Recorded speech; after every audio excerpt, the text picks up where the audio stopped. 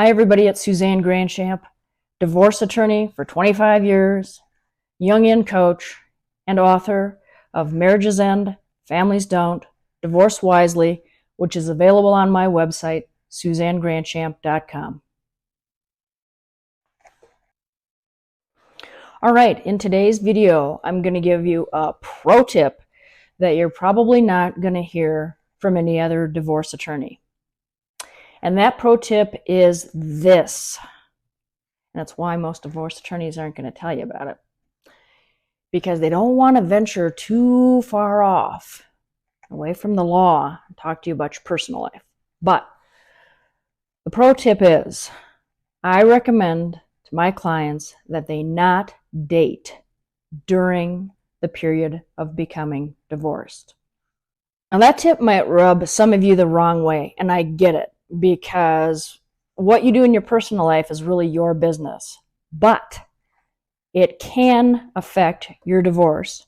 And I'm also going to tell you that if you don't spend time learning about why your current marriage didn't work out and healing the parts of you that contributed to it, you're just going to replicate another variation on a theme in a new relationship and have to deal with all these issues again, albeit in a repackaged form.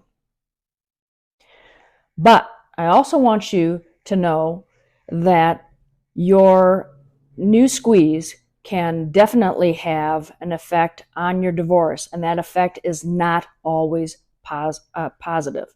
And in fact, I would go so far as to say it's very rarely positive. Here's why. First of all, if you have kids and you're dating someone new and there's some sort of contest or disagreement about what custody and parenting time should be, guess what? That new person will likely, almost assuredly, be interviewed as a part of any custody and parenting time evaluation. And that adds a whole nother layer of complexity to figuring out the issues regarding custody and parenting time.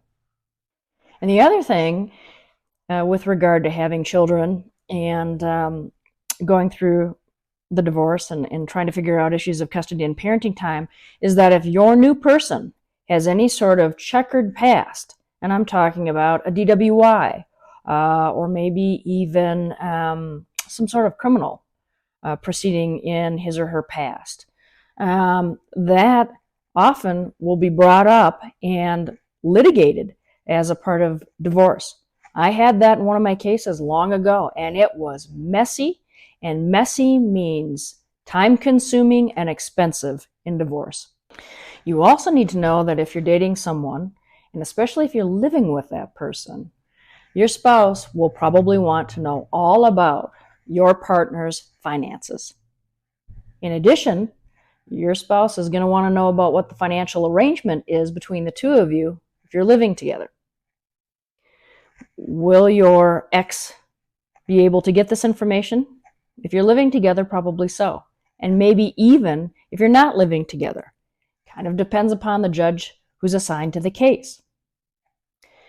But if you're living with someone and that person is helping support you financially by paying the mortgage payment or maybe a disproportionate share of the bills, you can be guaranteed that your spouse is going to argue that you don't need as much either child support or spousal maintenance to help support yourself because you now have this person with whom you live. And these there are bunches of laws regarding cohabitation in the statutes of our 50 states here in the U.S. And you better know what they provide for, because it could very well have an impact on what you get as far as financial support, and it may also have an impact on what you get as far as assets and liabilities. You may wonder, why in the heck would it affect any sort of division of assets and liabilities? Even though you might understand why it could affect the amount of maintenance or even child support that you might receive if you're cohabiting with someone. Well, here's the issue. I would like to tell you that the court doesn't mix up its personal feelings with regard to a situation and how it should resolve when compared with the law, but it happens all the time. So if a judge thinks, well, this person has lined up someone new, they have a good standard of living, they're living in this neighborhood, which is kind of affluent, and they're going to be okay. But this person over here doesn't have someone else to rely upon financially and really needs more of the money available in the marriage or between the parties. That factors in just on a human level for the judge. And it might not have anything to do with the statutes or case law that control the division of assets and liabilities, but it could result in just a bias and kind of a secret bias that the court may have when considering a final resolution of a divorce if it's contested and, of course, not agreed to between the parties. If it is agreed to between the parties, then it all resolves without court intervention.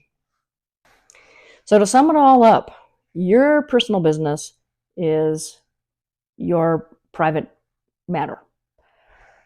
But I want you to know that if you don't address and heal the issues that were at issue in your marriage, you're probably going to repeat them in a new relationship.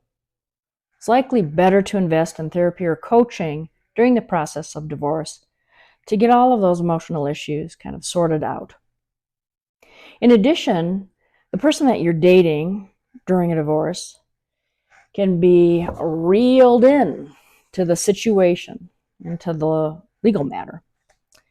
And their finances may be subject to revelation. And certainly if you're cohabitating together, the court and your spouse are going to want to know a lot about that arrangement.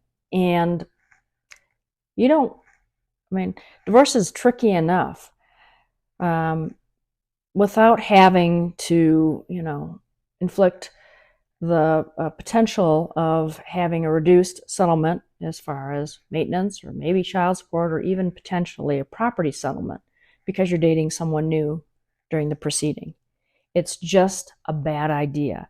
And if it affects custody and parenting time because that person is now parenting your kids part of the time or has a checkered past, that's just a whole nother level of information that has to be reviewed and factored if you and your spouse can't come to an agreement on custody, parenting time, and child support.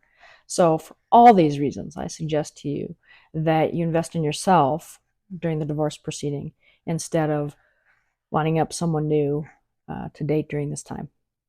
All right, everybody, that's going to do it for this video about whether to date during divorce.